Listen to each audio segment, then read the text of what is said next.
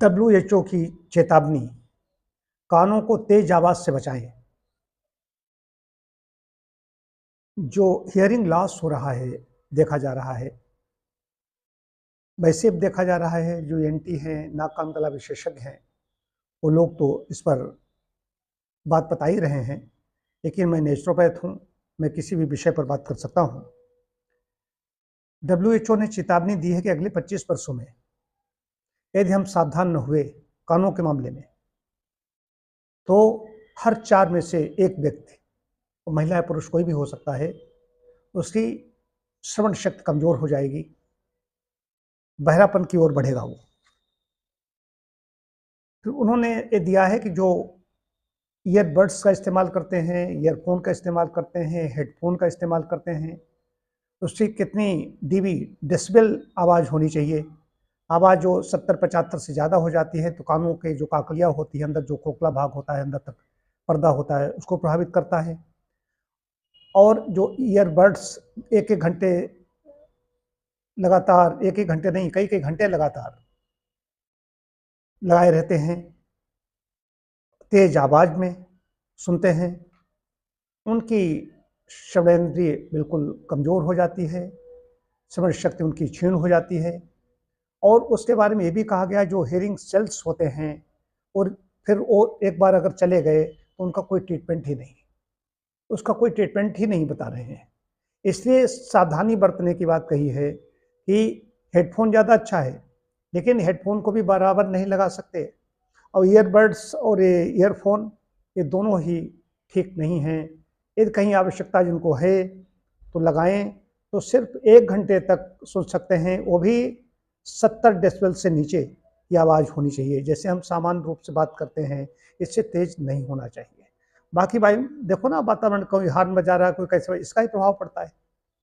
मुझे तो एक यहाँ पर व्यवसायी हैं, वहाँ की महिला ने हमें भेंट किए थे मेरे जन्मदिन पर ये ईयरबड्स, बड़ी अच्छी कंपनी की। वो रखे रखे कई वर्ष रखी रही, देखा गया तो ख़राब हो गई। मैंने इस्तेमाल नहीं किया। मुझे लगाना, कानों में लगाना और लगा कर सुनना, बिल्कुल हमें तो दिखाई देता है जैसे कोई बहरे हरे व्यक्ति नहीं होते, वो कान मशीन सुनने के लगाए रहते हैं, वैसा हमें लगता है, अटपटा लगता है। तो लगाने के प्रकट नहीं है, और थोड़ा नेचर से जुड़ा हुआ भी हूँ। अभी तो एक ऐसी घटना घटी टर्की में, एक ने उसको ईयरबड्स लगाई तो गर्म हुई, गर्म होने के बाद अंदर फट गई, और फट करके उसके लिए हमेशा के लिए ऐसी चीज़ हो गई, उसकी अपूर्णीय क्षति, उसको कभी भी उसका कान ठीक ही नहीं हो सकता, उसका जो ईयर ड्रम कहते हैं उसे, वो प्रभावित हो गया। तो आवाज़ कितनी तेज है इसके बारे में कहा गया है, अगर तेज सुनेंगे तो नुकसान होगा ही होगा। और सुनने की क्षमता सबकी एक ही जैसी होती है। छोटे बच्चे तो इसको नहीं लगाते, जैसे छोटे बच्चे कहीं ढोलक बज रही है, कहीं ड्रम बज रहे हैं, कहीं बहुत ज़्यादा शोर है, या बहुत तेज पटाखे की, जो दीपावली और ऐसे अवसरों पर हम लोग पटाखे छोड़ते हैं, मैं तो इनसे बचा रहता हूँ वैसे। तो इसकी आवाज़ से बच्चों में बहरापन देखा गया है। ये तो बच्चों की बात हुई, उसके कारक ये हैं, दीपावली आने वाली है, लेकिन जो बड़े लोग हैं उन पर ये ईयरबड्स और ईयरफोन ये बड़े काम कर रहे हैं। ये डब्ल्यूएचओ की बात है, मैं अपनी बात नहीं कह रहा हूँ।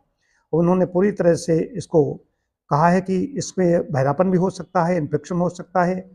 और एक होता है टिनिटस, टिनिटस में होता है कि कानों में घंटी जैसी बजने की आवाज़ आती है, सिर दर्द हो सकता है, और नर्वस सिस्टम से संबंधित जो है कि डिसऑर्डर हो सकते हैं। ये नुकसान बताए हैं इनके लिए। तो कहा कि अब जिनको उपयोग करना आवश्यक है तो सावधानी के साथ इसका प्रयोग करें, इस्तेमाल करें, अन्यथा परेशानी बढ़ेगी, कोई नहीं बचा सकता। तो समझदारी इसी में है कि हम अननेसेसरी लगाए घूम रहे हैं। हम तो यहाँ देखते हैं, टहलते हैं, लिए आते हैं, और उनकी आवाज़ इतनी तेज होती है कि पड़ोस में कोई सुन रहा है, इतनी इतनी तेज आवाज़ लगा लिया उन्होंने, अपना मोबाइल जेब में डाले हैं और टहल रहे हैं, अपनी धुन में है।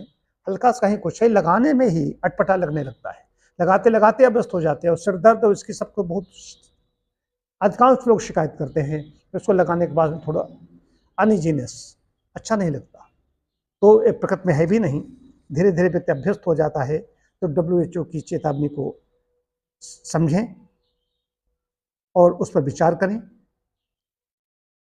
अन्यथा मुश्किल में पड़ जाएंगे।